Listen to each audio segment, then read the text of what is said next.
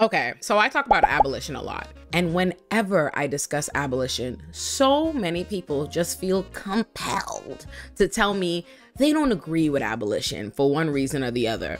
Mind you, they almost never have an understanding, like an actual understanding of what abolitionists believe or what abolitionists are trying to accomplish or anything, but they tell you they disagree with it for one reason or the other. But there's a specific population of those people I'm directing this message at, because there are lots of people in my own audience, like people who generally share similar kinds of progressive ideals. And usually how they go about communicating their disagreement to me is they go, I don't agree with abolition because even though we should invest more in communities and root causes, some people are just evil. And I believe there will always be bad people who will just do bad things and we need to put them in prison.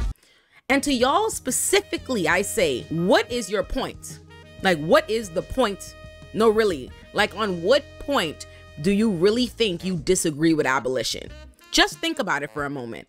If I am telling you that abolition is a vision of the future, a world where we've done away with prisons and policing because we've adequately addressed people's needs and the root causes of crime in order to eliminate the need for prisons and policing, and that we already know that they're not going to just abolish everything overnight, and that we don't have the infrastructure to abolish everything overnight. So this is about gradually divesting from prisons and policing by reinvesting and diverting that money into communities and dealing with root causes of crime to reduce crime.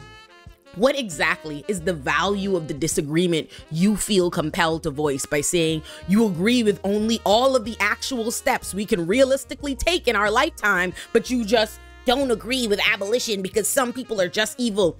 I have already told you that abolition is about a hypothetical, aspirational universe. It's an idea, a benchmark that reveals the world some of us are trying to walk towards, knowing we won't ever reach that promised land in this lifetime. But if you agree with all the steps that we're taking, you see and recognize the value in those steps, like reinvesting in the community, ending mass incarceration, not overfunding police at the expense of people.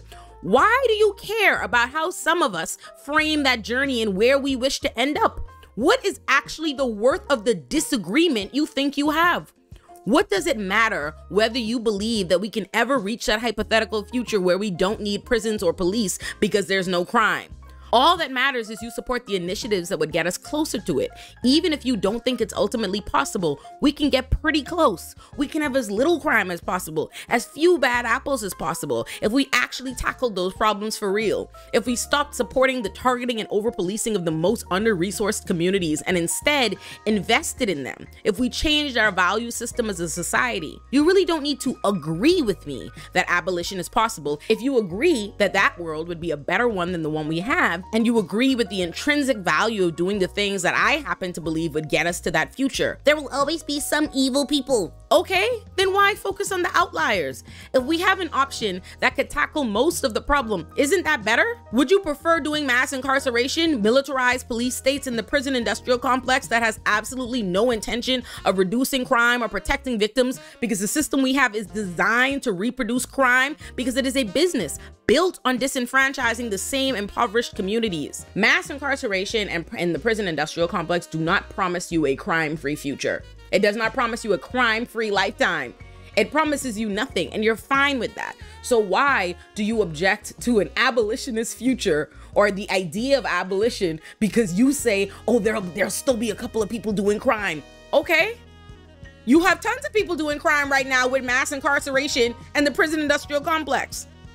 We can and should just do the work. You don't have to share in my overall dream to do that. If you agree with the steps we're taking to get to abolition, if you understand that the criminal system does not address crime, that there would be less crime if we addressed people's material needs, if we divested from mass incarceration and reinvested in communities and the root causes of crime, why does it matter whether you buy into abolition or agree with the vision when that's not even what the fuck we're doing right now? I don't understand. I don't understand. Okay?